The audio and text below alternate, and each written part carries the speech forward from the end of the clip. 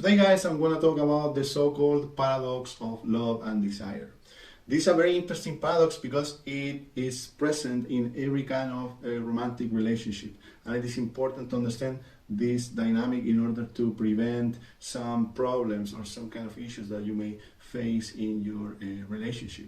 This obviously will be more noticeable in long-term relationship because whenever you are just starting a relationship, you are like in the stage of knowing the person, so you don't know anything much about the person, because love requires attachment, requires knowing the person, requires to have like a predictable partner and so on, while desire is about discovering, it's about exploring new lands, etc., etc.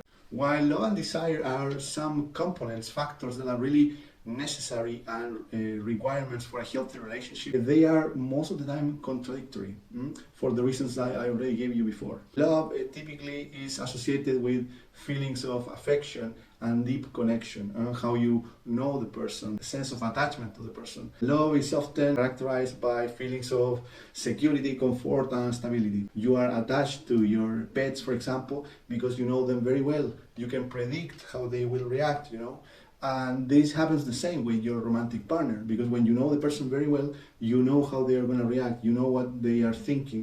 On the other hand, desire requires excitement, requires to discover new lands, passion. It is linked to obviously to the sexual attraction, and sometimes this desire is fueled by exploration with the new things that you can discover in your partner, with the feeling of knowing, to exploring their behaviors, etc., etc. In this kind of sense, desire is an experience of an adventure. So that's why the earliest stage of the relationship is so exciting, because in the stage of falling in love with someone, you are discovering new land, and this is very exciting for the human brain, for our psyche. So the paradox emerges in the moment when the intensity of desire diminishes over time, because you know your partner so well that there is nothing new about them, there's nothing exciting about them, like in the sense that everything is routinary. Your partner will predict everything about you. You are no longer attractive in that sense, because desire, sexual attraction, requires some tension, and when you are so close with each other, the tension basically, you need this sexual tension, but when you're so close to each other, the link between them is like loosened, so that's why it gets loose. So that's why it's always necessary to, in a way, to remain mysterious in a way.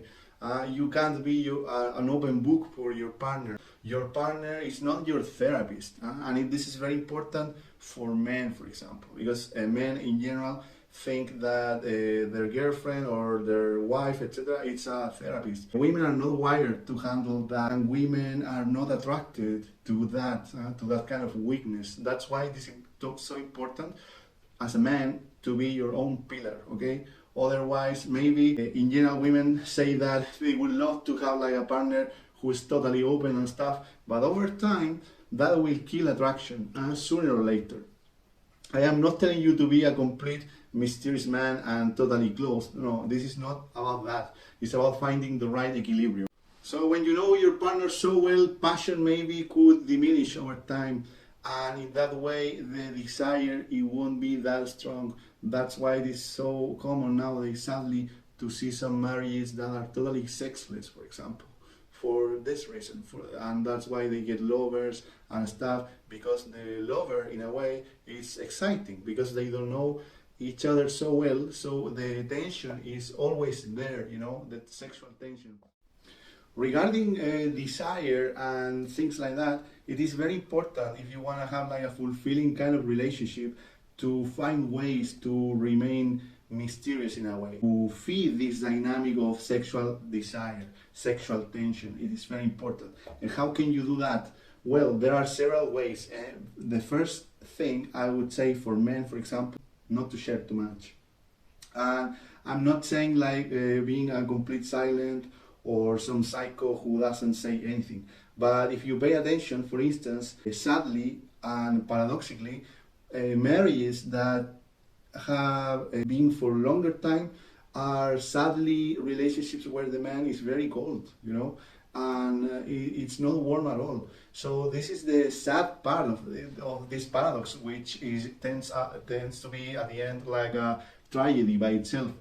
That's why, for instance, you see marriages for so many times and the man has never even said I love you to their partner, you know. And that's the thing, guys.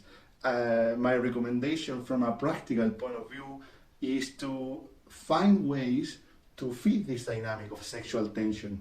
And you can do so by, for instance, proposing new places to visit, trying new sex positions, doing exciting things, not to open up so highly with your partner, you know. Your partner will never be your therapist, okay? That's why, for instance, brotherhood in men is something necessary, okay? If you want to discuss about money, about business, about something that really affected to you in some kind, you have your brothers for that. For instance, for women, it's not that easy because in general, women are very competitive to each other. That's why it's so much hate and envy between them, sadly. But we as men, we are like the pillar of the relationship in a way that we are wired to protect. But it doesn't happen the other way around, sadly. That's why I'm saying in my videos that you have to be your own pillar, okay? And this is the only way, man. Obviously, you have to find correct kind of equilibrium for this. And that's why communication is so important, okay? But never say more than necessary, okay? That's one of the laws of power from the book 48 Laws of Power. And it is very practical in this kind of sense, okay? You have to always work in the balance, okay? The happiness is like in the balance. This dynamic is a very powerful manipulative tactic because, for instance, some people are so good at giving false hopes to someone. And by giving false hopes, I am basically referring to the fact that they are like throwing breadcrumbs from time to time, and they are always very closed emotionally. They are not emotionally available. So, and phrases that they can say, they use it as a tool to give you to hope land, to live like in the world of hopes. So this is something that I mentioned in a previous video, and it is very attractive because they never open up with you, but you are attracted to the excitement, to the what if scenarios, how it's gonna be in the future, what we'll be doing. You have to be very conscious about that. Otherwise, you can break your own heart by doing this. Okay, guys? So that's why, for instance, fuckboys are so attractive to women, you know, while nice guys aren't.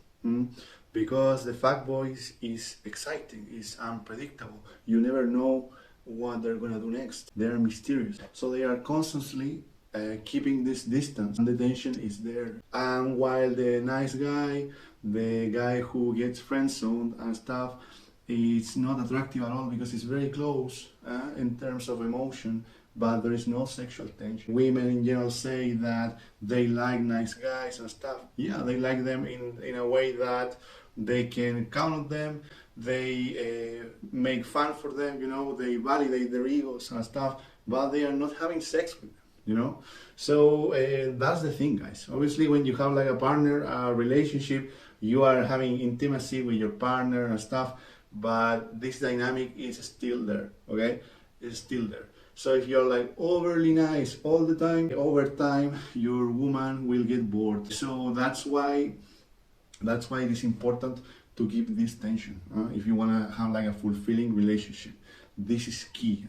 That's why you have to be protective, and also you have to be very strict when necessary, okay? That's why you don't have to tolerate bullshit, for instance.